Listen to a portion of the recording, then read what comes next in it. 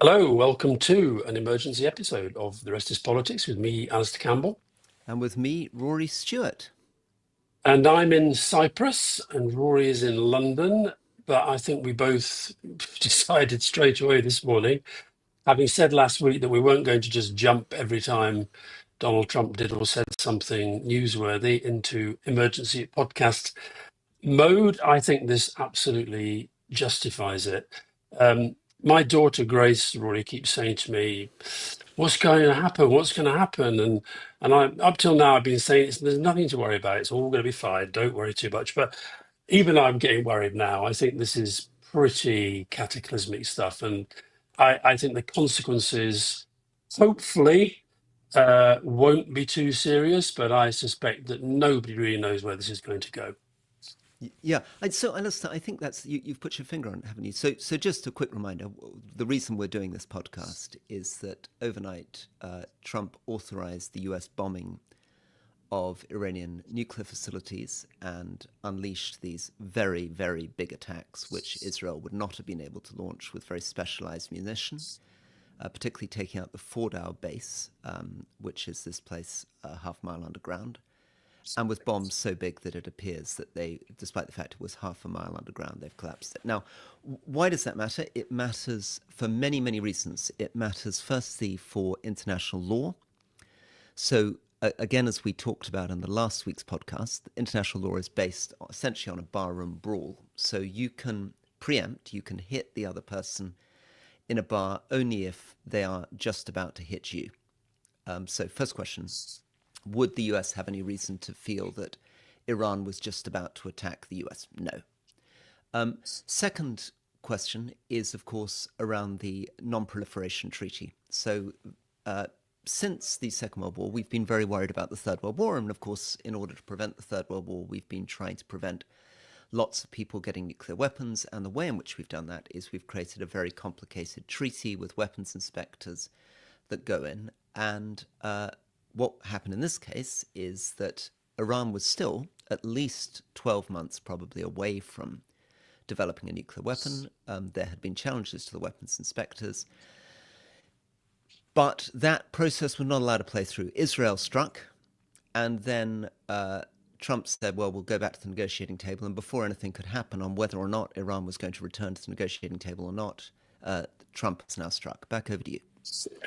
Yeah, you said there that they sort of taken out the Fordo nuclear facility. We only have his word for that. And I think given the way that he presents himself all the time, as everything he does is fantastic, everything America touches turns to gold, the Iranians are claiming that they'd vacated these places. Now, I don't know if that's true. I don't know what's going on. But just a little bit on the actual these bombs, and they're called these so-called bunker busters. And it is quite an operation because it seems that very few of these famous flight trackers pick these up. And we're talking about a 37-hour flight for some of these planes. So several refueling missions en route from their base in Missouri. Trump has come said out and they quote completely and totally obliterated the nuclear enrichment facilities. Iran says that is exaggerated. They've immediately struck back and hit some Israeli targets. And of course, now what people will be wondering and worrying is whether they retaliate further by trying to hit American bases in the Middle East or close the Straits of Hormuz, which would have a immediate and pretty catastrophic impact upon the global economy. So, and one other thing to report, I just saw the UN's nuclear watchdog says no increase in radiation levels have been detected. We talked, God, it feels ages ago now, but it was actually just a few days. When Netanyahu first launched the attacks on Iran, we talked about whether we thought, and we don't know, again, we only have Trump's word for these things, and he changes his line all the time. That's what's so confusing. He will probably say that's part of his strategic genius. So he has us thinking he doesn't want BB to attack Iran. Then when he does it, he says that I was with him all along. He says he wants to go down the diplomatic path with Iran, give them 2 weeks, and then, no, I've changed my mind. I'm going now. Netanyahu came out with absolute sort of joy And even the Israeli opposition, Yair Lapid, is saying that this was the right thing to do. This is a real threat, etc. So, what do you think? What's your immediate instinct, Rory, about what you think Iran might be feeling, thinking, and planning to do beyond these immediate strikes that they've Yeah. whacked off? Yeah. Okay. So exactly. Let's do Iran first, and then we'll do what it means for the rest of the world. So the Iran thing, we talked about four questions when we discussed this 3 4 days ago, and the questions were: firstly, can it be done? You know, is it possible to wipe out this nuclear facility? Secondly, how will Iran respond? You know, will it cave in or will it fight back? Thirdly, will it draw Iran to negotiate or will it back off? And finally, will the regime collapse? And of course, each one of those four things could go in two ways, which means there's 16 possible results. But we won't go through all 16 of those. I think the most interesting one is probably to look at what your estimate was probably the most likely. But I think remember on this stuff that we don't know with any of this stuff. A lot of this stuff is very unknown. But let's take a pretty decent guess, which I think is a good probability, which is what you were talking about 4 days ago. So your instinct was regime stays in place. It's probably not greatly strengthened. There's not a huge nationalist backlash in the favor of the regime. It decides that it wants to push ahead with its nuclear development, and it doesn't return to the negotiating table. Now, what are the problems here? Well, the problems are, and this is what encourages people like Netanyahu and Trump, is that in a very, very straightforward tactical sense, on the surface, attacking Iran is easier now than it was 3 years ago. So when I was in these conversations, when I was in the British government, National Security Council, we talked about these kinds of things. We were very, very afraid of very extreme Iranian responses, and they were twofold.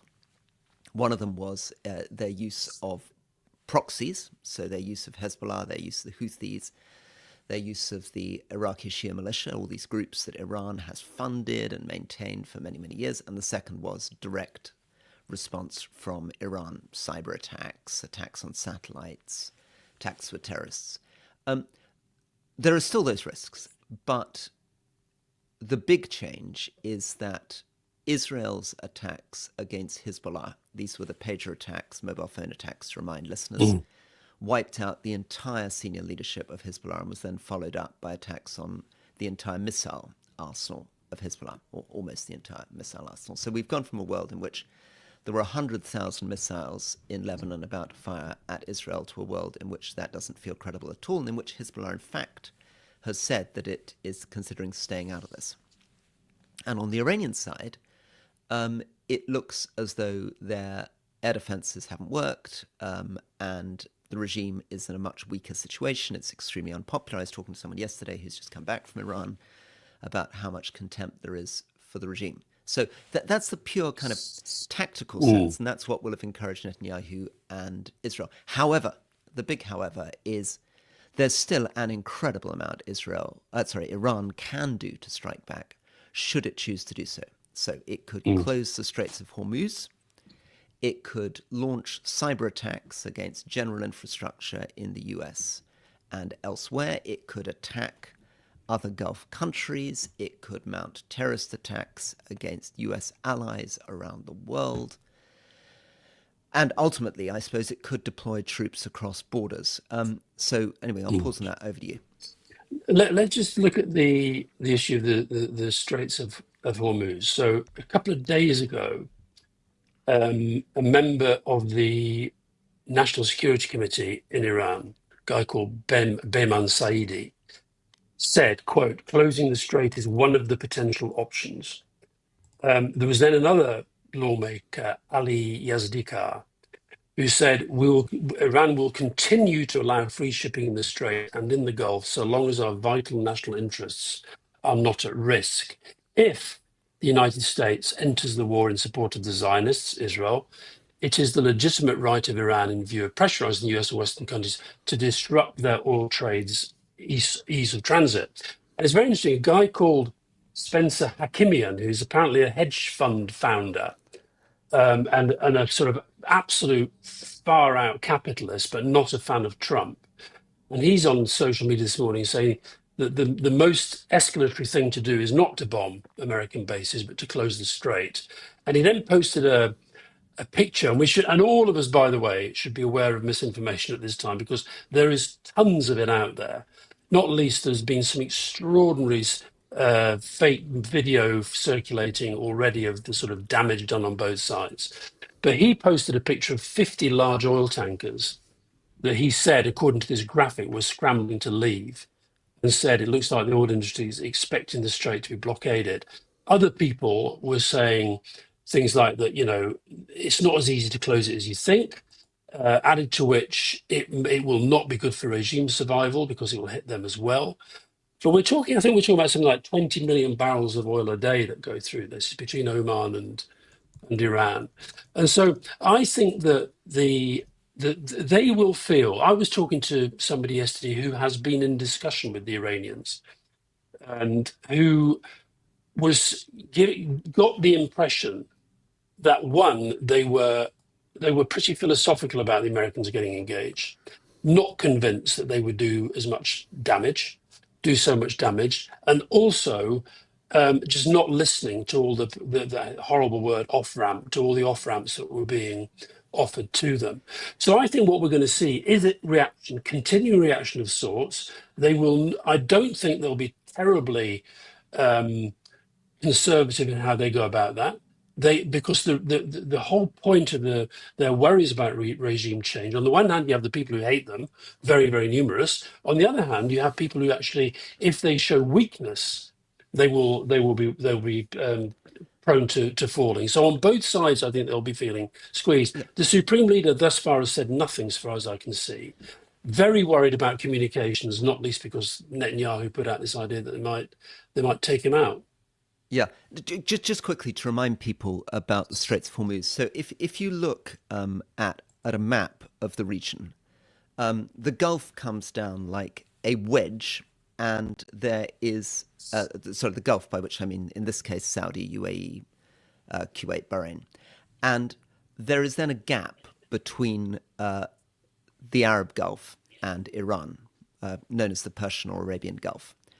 And there's a particular point where a little stick comes up to the north above Dubai, and that is then right next to the Iranian territory around Bandar Abbas. So it's a little narrow strip that you've got to sail around, and about 30% of all the seaborne oil in the world comes through that little gap.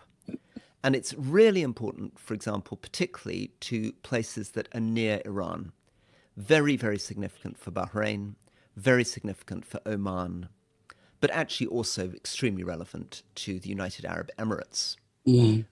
So that's the Strait of Hormuz point. Now, just to develop that one point further, what are people worried about? Well, of course, what they're worried about is that this is just the beginning. Oh, there we are, nice map that's been put up so you can see Hormuz. Very nice map. Thank you. I'm rather alarmed how close Cyprus is. Yes, It's right there, right at the heart of all this. Well, take care, Alastair. Although actually, also, by the way, on that big things we're worrying about, your security is not top of our anxiety. No, it's not. No. Although it is worth just pointing out that and we'll get on to the whole thing about bases in the region. But the fact is that a British citizen has been arrested here on suspicion of spying for Iran at one of the RAF bases, the British air bases that are here in Cyprus. So this is, this is going to draw other people in, whether we like it or not. Good. Okay. Well, just to develop this one stage further. So this could mean, oil could go up to $100, $130 a barrel. So it could almost double in price. And if there's an impact on, let's say, 15, 20% the global oil supply, that can have very significant economic consequences for the whole world. So that potentially is global recession. And of course, the point is not just the macroeconomics around this.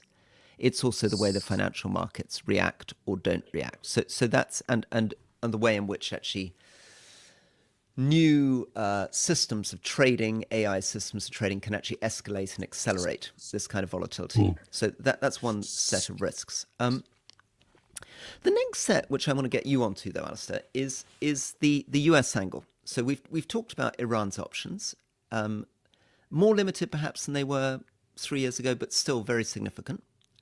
And big calculations for Iran there, because of course, if they do those things, stop the Straits of Hormuz, mount a major cyber attack, it's the equivalent, really, of sort of international suicide bombing, because at that point, they will then trigger a very, very intense war reaction from the US and others. So big escalation risk. Let's move to the US, though. So what is Trump's strategic end state, says he pompously? You know, how does he define victory? What's his exit strategy, and what are the limits? I mean, this is really important for understanding whether the US is going to keep escalating this into war, or whether this is the end of it. Over to you. Well, I think he, let's just look at the way that this thing has developed. We talked early this week, about the extent to which United Nations, he doesn't even worry about it, openly said Iran's not interested in what Europe thinks. They're only interested in what we think. So deliberately pushing the international institutions to one side. Rory's almost knocked his microphone off there, but I saw him rescue it. He's pushed the international institutions to one side. I mean, I would let's see whether he even bothers to turn up at NATO, or whether he'll do a bit like he did at G7, say, well, I'm so busy dealing with big stuff that you guys aren't involved in that. But actually, he is going to have to keep NATO countries on board. I mean, these alliances will matter. But at the moment, he's in that state of, I've done it, we've done it, we've completely obliterated them. And if they come back with anything at all, we're going to escalate. That's basically what he's saying. Now, I think it's Can I unlikely. just sort of quick interruption Yeah. here before you get onto the big strategy? I mean, I also think that a really important theme here, which we often talk about, is the sense that in his own head, he's the hero of his own reality TV show, and he constructs shows like the construction of a Hollywood movie, where you get Yeah. more and more extreme crises responses to develop the sense of drama. And as he feels he's losing his audience, the number one thing he cares about is being famous, and also rich, but above all famous. And so, in a sense, there was a sort of driving logic to this, which was not anything to do with Iran, was purely to do with Trump, I guess, asking himself in the White House, what's going to make the great story here? What's going to make me look like the tough guy? Is it doing nothing, or is it dropping an enormous bomb on an Iranian nuclear facility? And framed like that, presumably he's tempted to do it just because it suits the reality TV show. Well, Rory, on that theme, and I really don't want to alarm my daughter or anybody else listening, but I think when we last talked about the reality TV concept, when we talked about it to Michael Wolff, I made the point that, the logical conclusion, the thing you go to at the end of the film, is a nuclear war. Now, even Trump, I hope, does not want that. But, let me just read you a post that he posted yesterday on his social media. I'm very happy to report that I have arranged, along with Marco Rubio, a wonderful treaty between the Democratic Republic of Congo and Rwanda in their war, which was known for bloodshed and death more than most other wars and has gone on for decades. Representatives from Rwanda and the Congo will be in Washington on Monday to sign documents. Great day for Africa, great day for the world. I won't get a Nobel Peace Prize for this. I won't get a Peace Prize for stopping the war between India and Pakistan. I won't get a Nobel Peace Prize for stopping the war between Serbia and Kosovo. I won't get a Nobel Peace Prize for keeping peace between Egypt and Ethiopia. And on and on and on he goes. No, I won't get a Nobel Peace Prize no matter what I do, including Russia, Ukraine, and Israel and Iran, whatever the outcomes, but the people know, and that's all that matters to me. What matters to him is this bloody Peace Prize. How does it square with what he's now doing? Well, And just the other thing, maybe you've answered your question. Maybe the point is that he's actually he wrote that tweet, decided he was never going to get a Nobel Peace Prize, and thought, well, fuck it, if I can't get something for a Peace Prize, why don't I get something for being the biggest warmonger? but how in this moment right now, how can you talk about Russia and Ukraine in terms of his role as a peacemaker? It's got worse. This is now getting worse. Israel Palestine and I mean the tragedy in this, huge tragedies both for Gaza and for Ukraine. They get pushed out now. But just on the strategy, Rory, look, I could be unfair here. I don't think there is one. Um, I think it's all about the presentation and the story, as you say, and the politics. And interestingly, let's just watch these MAGA people, the Carlsons and the Bannons and all this guy. It's already starting, by the way. Matt Gaetz. Trump wants this to be like the Soleimani strike, one and done, no regime change war, Trump the peacemaker. Charlie Kirk has come out. We have to trust our commander in chief. So all these people a few days ago were saying, we must not get drawn in, we must not do it. So this is like a cult. And I think that if the strategy, you say, what's the end game? He set out, this is I don't think the guy is very strategic. He set out a few days ago, another of his social media posts, unconditional surrender, caps, exclamation mark. Well, that's quite hard because if there is an unconditional surrender, they are finished. Now, what this guy I was talking to has been talking to the Iranians, he did say the Iranians have been unbelievably difficult, totally stuck in their old ways. But ultimately, you're asking me what I think the strategy is. I honestly don't know. Well, let's take a quick break, and in the second half we'll come back. We'll take some questions. So welcome back from the break. That was a great quick break. That was a very, very quick break. Rory, Yeah, before we do questions, yeah, I'm going to do that terrible thing, which yeah. how many troops, how many American troops, roughly, do you think there are in the Middle East? At the moment, Yeah, 40,000. not bad. Over 30,000, just over 30,000. So I mean, I was looking through some of these numbers. So the American military have 1.3 million active duty members home and abroad, and 250,000 stationed overseas. Japan far and away has the most, then Germany, South Korea, Italy, and then we're on about 10,000. And what's interesting about where they are, Bahrain has the most in the region. Bahrain has about 9,000 US military and civilians. So and you've got a lot of American bases around the place, and they will be obviously concerned about what the response might be. And the other thing I think is important to just, and again we can only speculate, the role we said sort of half in jest, that silly parade that he did last week, that the soldiers didn't really look up for it and what have you. It will be interesting to see. The American military will be unbelievably proud, I imagine, that they've been able to pull off this military operation as a military operation. But whether they actually want to get sucked in the way that clearly Hexeth doesn't mind, Rubio seems to do just whatever Trump says. Vance, interestingly, yesterday, JD Vance, and we should point people to the start of our mini series on Vance, which is The Rest is Politics Plus. But he did a very interesting little interview the other day. He basically said, whatever the president's instincts are, they will be right. I've never known anybody with such good instincts. But he's the guy, don't forget, Vance is the guy whose basic messaging has all been about not getting sucked in to more wars. And one of the Democrats senators I saw, Jack Reed, the Armed Service Committee, he made the obvious point: it's easier to start wars than to end them. Yeah. Cue lots of people saying, "What about Yeah. Iraq?" Which Well, is fine. We can talk about that. let's develop that, because I think Jack Reed's got a really profound point there, which needs to be unpacked a bit. Which is that if you're right, and I'm sure you're right, that Trump hasn't got a strategy. He can't define what victory is, what an exit strategy is, and above all, what the limits are. The problem is that if Iran obviously just keels over, says, okay, we're giving up on a nuclear program, we're accepting every American demand, and goodness knows what else, then we're going to have a liberal democracy, and we're going to stop our opposition to Israel, fine. But that's not very likely. In fact, the regime in Iran, its entire legitimacy now depends on trying to mount a nationalist backlash against the United States. Otherwise, it's over. Right? I mean, 40 years of being the Iranian regime requires that. So then what does Trump do? And this is the key, and this is where the limits and end state come in. If Iran, as is likely, signals defiance, mounts counterattacks, says it's going to find some way of secretly pursuing its program, what does Trump then do? Mm. And almost certainly he will then feel insulted and feel he has to do more, at which point Iran does more, at which point he does more. And that's why the question of what this whole thing is about and where does it end, is he trying to change a regime? That's clearly what many people in Israel want.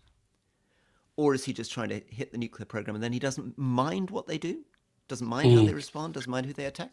Um, and so, sorry, back to you on that. Yeah. No, you're going to say that just you made the point about the regime and the opposition. The opposition apparently are having some big um, press conference in Paris today or tomorrow and obviously they do want to sort of push for regime change. But what the MAGA people are clearly saying right from the word go, this is not about regime change. And interestingly, even though Netanyahu hints at it all the time, he's perhaps been reined in a little bit by Trump on that. And it's interesting to see the international reaction. Pretty muted. But Guterres, the head of the UN, gravely alarmed, dangerous escalation, direct threat to peace and security, growing risk the conflict could get out of control with catastrophic consequences for civilians, the region, and the world.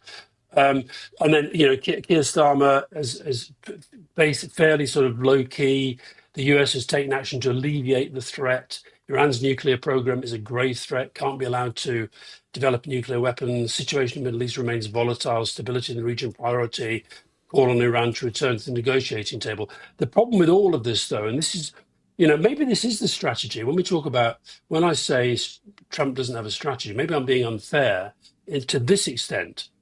He has an objective, which is to make his own power virtually insurmountable.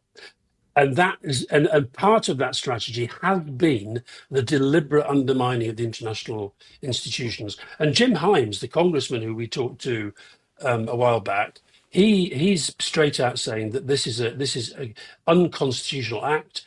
Congress has to declare war, not the president. So Well, but I'd say the well, international reaction so far yeah, fairly muted. yeah. Well, and very disturbing that, isn't it? Because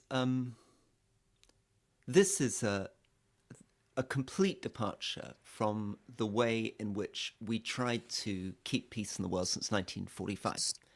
So after the Second World War, the conclusion was that the way to stop new Hitlers, new Japans rising was to have a United Nations, to have international laws, to have legislative approval, to put all the barriers you could in the way of people just saying, might is right. I've got some big bombs and I can drop them on whoever I want, whenever I want, right?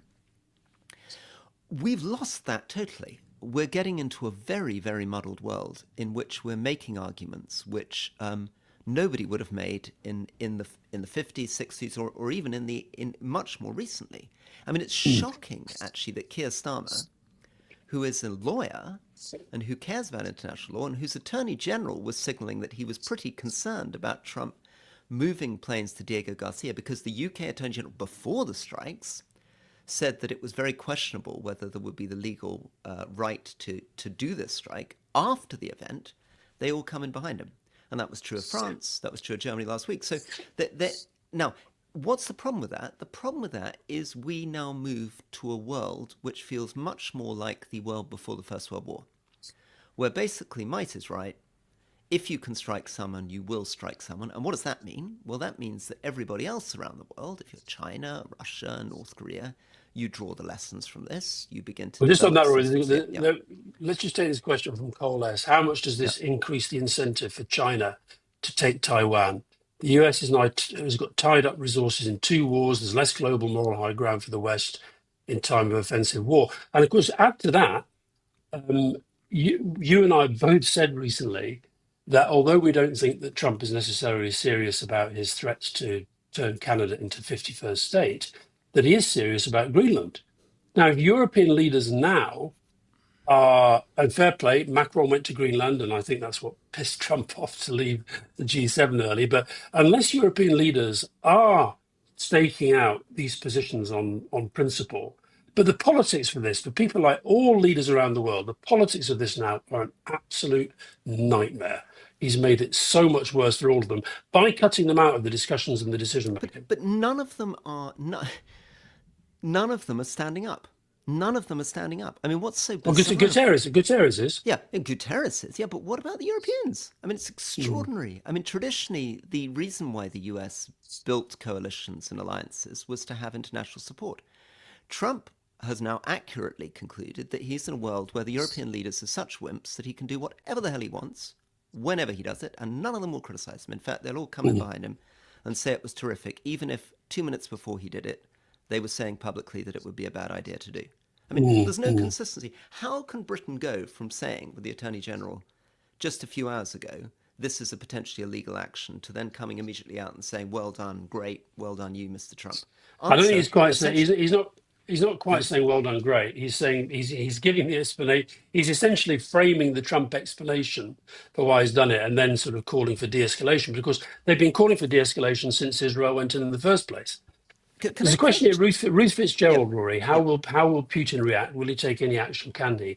Putin will be he'll be sort of feeling he's further justified in what he's doing. Well, yes, I Um, mean, so this is now, will define the future, will be called the Fordau case. Every time somebody does something around the world, Russia, China, the US, goodness knows who else, they will say, well, it's like Fordau.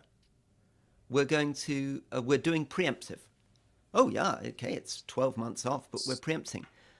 Let me just, the two things which I was really struck by. I've just been thinking about Eisenhower and Suez and how different the world was. And there were 2 points that Eisenhower makes, which I think are really interesting, which mm, show how much the world's changing and how bizarre this new world is and how dangerous it is. Eisenhower basically says two things. Number one, you cannot do things preemptively. You can't, your excuse can't be, they're about to get me. And secondly, he's saying you can't have one rule for your allies and one rule for your enemies, right? So here are his quotes. So this is on preemption. He mhm. says this about Suez. Britain, France, and Israel had come to believe, probably correctly, that Nasser was their worst enemy in the Middle East and that until he was removed or defeated, there would be no peace. I do not quarrel with the idea that there is justification for such fears, but I have insisted long and earnestly that you cannot resort to force in international relationships because of your fear of what might happen in the future. So that's the preemption bit. And then one more short one. We cannot, and this is about allies, we cannot in the world any more than our own nations subscribe to one law for the weak, another for the strong, one law for those opposing us, another for those allied with us. So Eisenhower would be saying, look, listen, I get it. Israel is our close ally, even the US is our close ally, and Iran isn't. But you can't Mm. have one law for Israel and the US and another law for Iran. Otherwise, it's not the law. Yeah, well, that debate is, I think, one of the reasons why the international response is kind of is feeling is feeling quite fragmented. It's feeling quite weak, and I think at some point these leaders have to make a stand about the importance of American alliances. And you know, when we announced that we were doing this emergency podcast, there were people, as ever, on Twitter in particular, saying, "Who the hell wants to hear from you? You started a war in Iraq, da da da da da," unusual stuff. But as we were saying the other day, this feels so different. I can remember a weekend. I think it was a weekend when Tony Blair made, I can't even remember how many phone calls to the presidents of, I think it was Chile and Mexico, because they happened to be two of the sort of swing states on the rotating United Nations Security Council.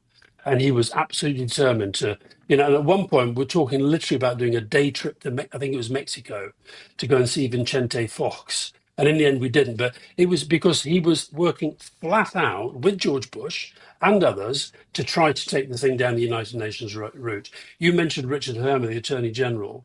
You know, the various inquiries that we've had into the Iraq war. I mean, how much scrutiny was there on the discussions that we were having, Tony Blair was having with the Attorney General? And it feels in this one as though the all of that has just been pushed to one side.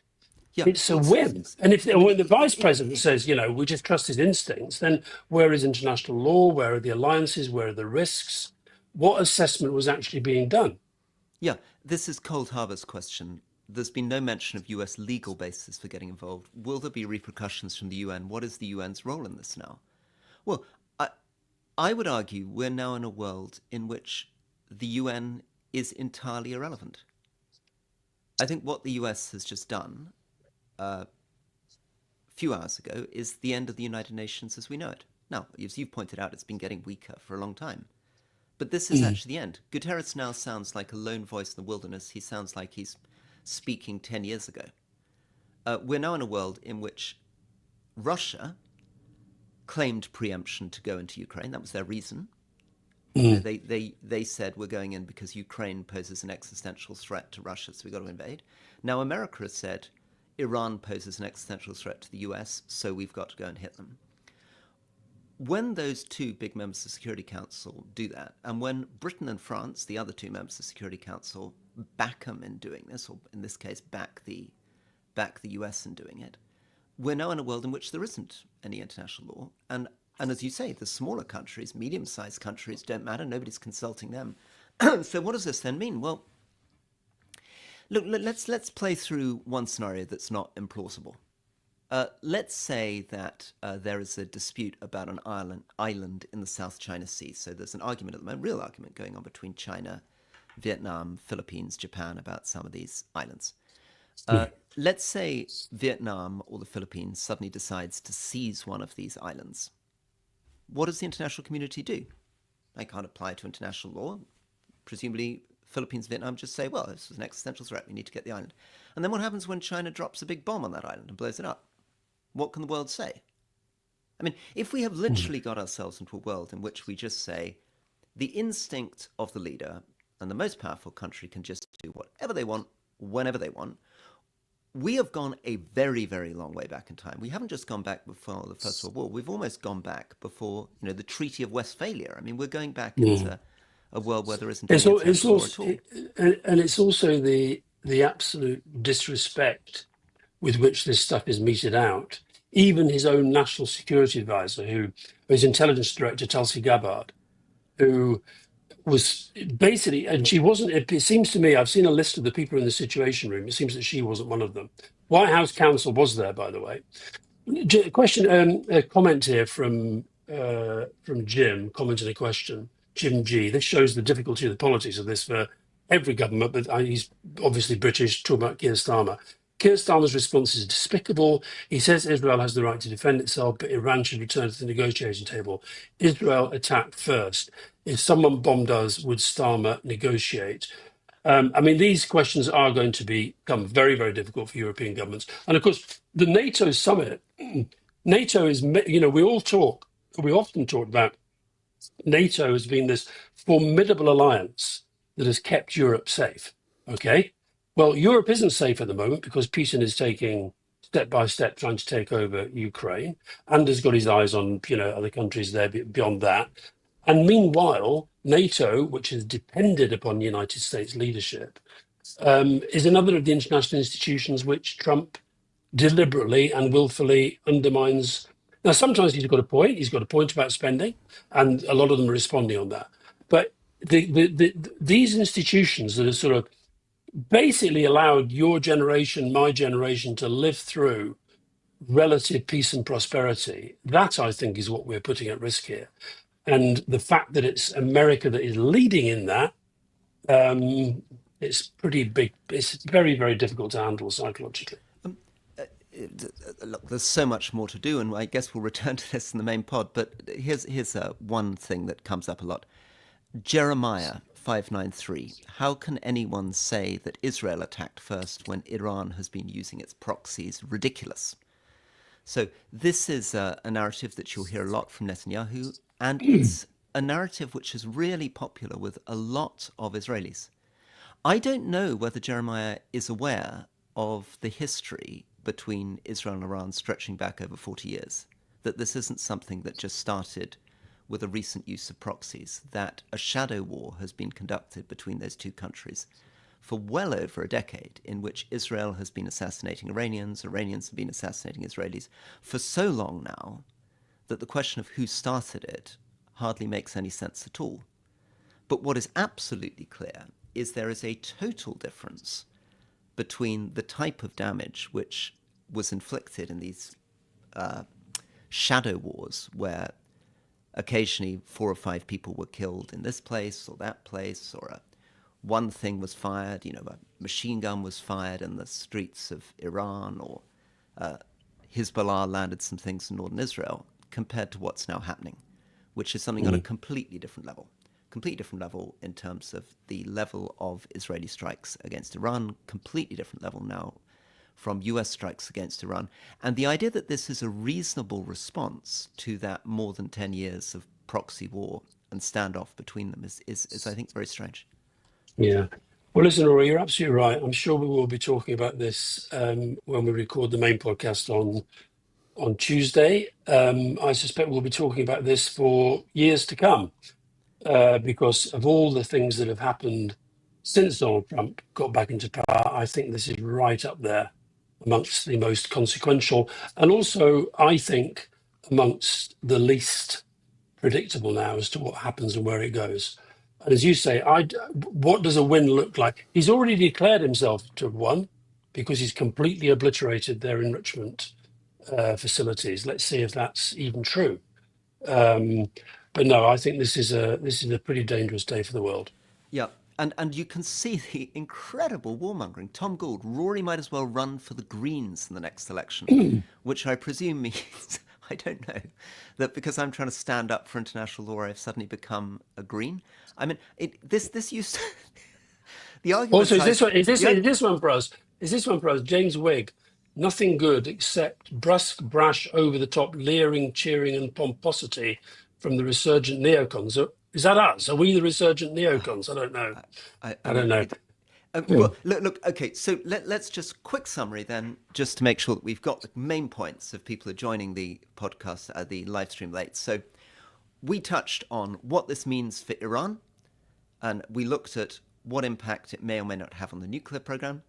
Probably severe, but as you point out, still need to be found out. What options Iran has to respond? Well, less options than it would have had 3 years ago in terms of its proxies, but definitely still huge potential to respond with cyber and the Straits of Hormuz. Then we looked at the question of Donald Trump and what his strategic priorities were. And as you pointed out, one of the dangerous things is it's very difficult to know what his limits or strategy are, which means there's a real risk of escalation if Iran strikes back. And then we moved on to this question of Britain, allies, international law, and what on earth this means for the world. And I Mm. think, I really do feel this is a moment where we've more clearly than ever, we see the end of the UN, the end of the post-war order, and the beginning of something that feels very, very, very dangerous, feels much more like the period before the First World War. Yeah. Well, Rory, nice to see you. Unexpected pleasure in terrible circumstances.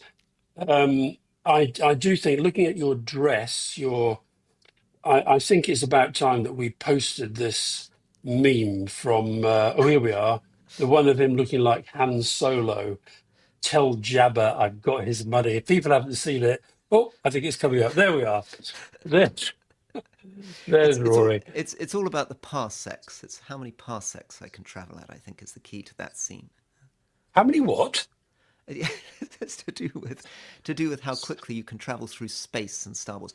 I sometimes think, I Alistair, thought that you parsecs was some you you weird you kind you of. you're always mocking me for not knowing about popular culture, by which you mean music and football. I'm beginning to worry with The Matrix and Star Wars that there may be some blind spots in some of your knowledge of film. Oh, 100%, 100%. Science fiction has just never, ever been my thing. Most real conventional films aren't quite good. Anyway, Rory, at least we just have to try and keep smiling, but see you soon. Thank you, and Dr. Queeth, thank you for pointing out parsec as a unit of distance. All right, have a great day. Bye bye, Bye everybody. bye. Bye.